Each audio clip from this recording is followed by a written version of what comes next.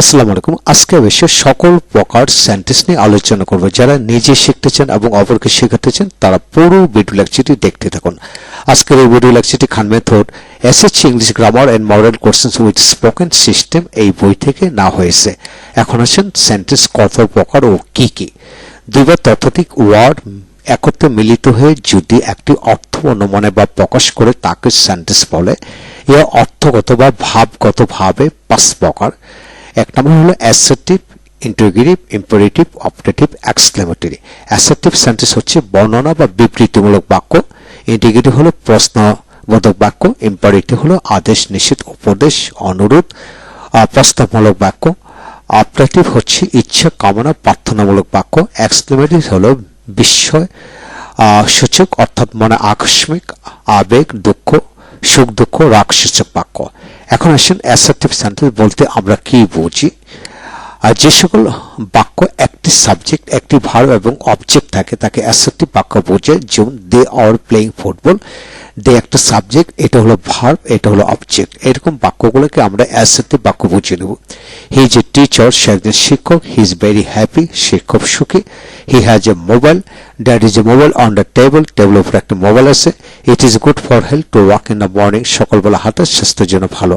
এই যত বাক্যগুলোকে আমরা অ্যাসার্টিভ বাক্য বুঝিয়ে দেবো। আমাদেরকে এটা খেয়াল রাখতে হবে যে বাক্যের মধ্যে একটা সাবজেক্ট, একটা ভার্ব, একটা অবজেক্ট, এর আগেও কিছু নয় পরেও কিছু নয়। এই ধরনের অংশগুলোকে আমরা অ্যাসার্টিভ বাক্য বুঝিয়ে নেব, অর্থাৎ সাধারণ বিবৃতিমূলক বাক্য। এখন আসেন ইন্টারোগেটিভ সেন্টেন্স হচ্ছে বলতে কি বুঝো। যে সকল সেন্টেন্স দ্বারা কোনো বিষয়ে প্রশ্ন করা বা জিজ্ঞাসা করা বোঝায় সে সকল বাক্যকে ইন্টারোগেটিভ সেন্টেন্স বোঝায়। ইহা গঠনগতভাবে তিন প্রকার: সিম্পল ইন্টারোগেটিভ, ডাবলিস কোশ্চেন বা WH interrogative sentence, tag questions. যেমন ডু ইউ লাইক মি, এটা হলো simple interrogative. Why do you like me, এটা হলো ডাবলিস ওয়ার্ড যুক্ত ইন্টারোগেটিভ, আর একটা হলো ট্যাগ কোশ্চেন। এখন সিম্পল ইন্টারোগেটিভ বলতে আমরা কি বুঝি। যে সকল জিজ্ঞাসামূলক বা প্রশ্নমূলক বাক্য থেকে হা বা না উত্তর আসে তাকে সিম্পল ইন্টারোগেটিভ বোঝায়। যেমন ডু ইউ লাইক মি, আপনি কি আমাকে পছন্দ করেন? হ্যাঁ, আমি আপনাকে পছন্দ করি। না, আমি আপনাকে পছন্দ করি না। That means yes I like you, আর no I do not like you. অর্থাৎ ইয়েস বা নো যদি উত্তর আসে তখনই আপনি সিম্পল ইন্টারোগেটিভ বুঝে নেবেন। তারপর আসেন WH কোশ্চেন বলতে কি বুঝিয়ে লেখো। যে সকল জিজ্ঞাসামূলক বাক্য থেকে বিবৃতিমূলক উত্তর আসে অর্থাৎ হা বা না সূচক উত্তর আসে না তাকে ডাবলিস কোশ্চেন বোঝায়। ডাবলিস কোশ্চেনগুলো হচ্ছে ওয়ার্ডগুলি হলো who, whom, which, what, which, when, where, why, তারপর হাউ।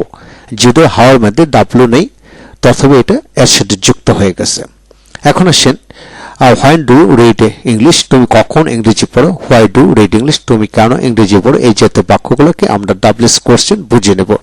যেমন হু গোস টু কলেজ, আবার হু গো টু কলেজ। একটা হলো হু, একটা সিঙ্গুলার, একটা প্লুরাল, তাই গোস এবং গো হলো। কে স্কুলে যায়, কে বা কারা স্কুলে যায়, এইভাবে খেয়াল করতে হবে। পরবর্তীতে এতে বিস্তারিত আলোচনা করা হবে, সংক্ষেপে আমরা জেনে নেব এই বিষয়টা। টেক কোশ্চেন বলতে কি বুঝি, কত প্রকার। বক্তা শ্রোতার সমর্থন আদায়ের উদ্দেশ্যে বাক্যের শেষে সে যে প্রশ্ন যুক্ত করে তাকে টেক কোশ্চেন বলে। ইহা দুই প্রকার: অ্যাফার্মেটিভ টেক, আবার নেগেটিভ টেক। যেমন he goes to school, doesn't he, সে স্কুলে যায় তাই না বা যায় না, এটা হলো হাবোধক টেক। আর এটা হচ্ছে নাবোধক। He doesn't go to school, does he, সে স্কুলে যায় না তাই কি বা যায় কি, এইভাবে। তাহলে আমরা এখান থেকে শিখে নিলাম টেক কোশ্চেন দুই প্রকার: সিম্পল হাবোধক এবং নাবোধক ইন্টারোগেটিভ। এখন আসেন ইম্পারেটিভ সেন্টেন্স বলতে কি বুঝিয়ে লেখো। ভার্ব প্লাস অবজেক্ট যুক্ত বাক্যকে ইংরেজিতে ইম্পারেটিভ সেন্টেন্স বোঝায় এবং যা বাংলাতে আদেশ, নিষেধ, অনুরোধ, উপদেশ, প্রস্তাবমূলক বাক্যকে ইম্পারেটিভ বোঝায়। তাহলে আমরা এটি খেয়াল করব যে সকল বাক্যগুলি ভার্ব এবং অবজেক্ট যুক্ত হয়ে একটা বাক্য তৈরি হয় সেটাকে ইম্পারেটিভ সেন্টেন্স বুঝিয়ে নেব। যেমন সেটা বা আদেশ, নিষেধ, অনুরোধ, উপদেশ, প্রস্তাব। যে আদেশ হচ্ছে do the work, read the letter. নিষেধ হলো ডোন্ট ডু দ্য ওয়ার্ক বা do not read the letter now. অনুরোধ হচ্ছে প্লিজ ডু দ্য ওয়ার্ক বা please do not read the letter now. উপদেশ হলো obey your parents, always speak the truth.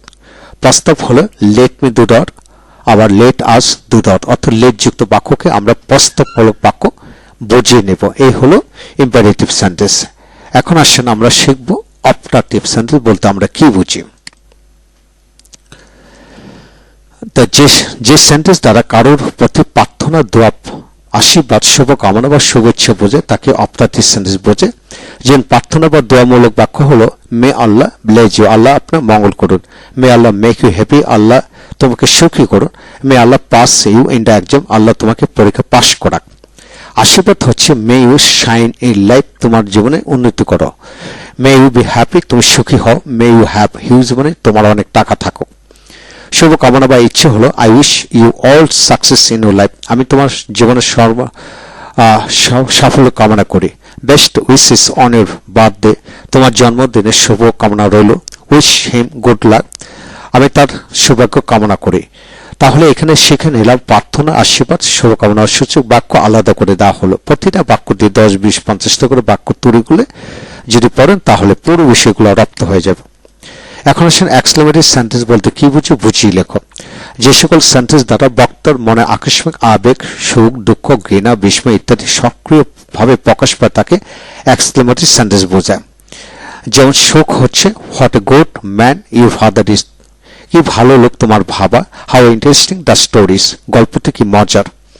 Hare we have won the match, hurray এখানে হলো hurray we have won the match, সাবাস আমরা খেলায় জয়লাভ করেছি। দুঃখ হচ্ছে what a lazy boy you are, তুই কি অলস ছেলে তুমি। How silly the woman is, মহিলাটি কি বোকা বা বোকা রে, এইরূপ বাক্য। ঘৃণা হচ্ছে what a bad man he's, কি খারাপ লোক রে। How dishonest the woman is, মহিলাটি কি অসত্য। Why you are so bad, সিসি তুমি এত খারাপ। এখানে বিস্ময় হচ্ছে ওয়ার এ কিং, আমি যে রাজা হতাম। হ্যাড এ মাছ, মানে আমার যে অনেক টাকা থাকতো। Would that I were a child again, আমি যে আবার শিশু হতাম। এই জাতীয় বাক্যগুলোকে আমরা এক্সক্লেমেটরি বাক্য বুঝে নেব। এই হলো আজকের বিষয়। যারা শিখবেন, অপরকে শেখাবেন, তারা পুরো বিষয়গুলো ভালো করে রপ্ত করেন এবং প্রতিটা বাক্যের আদলে যেটা আপনি 10, 20টি করে বাক্য তৈরি করেন, তাহলে সমস্ত জীবন এইগুলি কাজে আসবে। Thank you very much.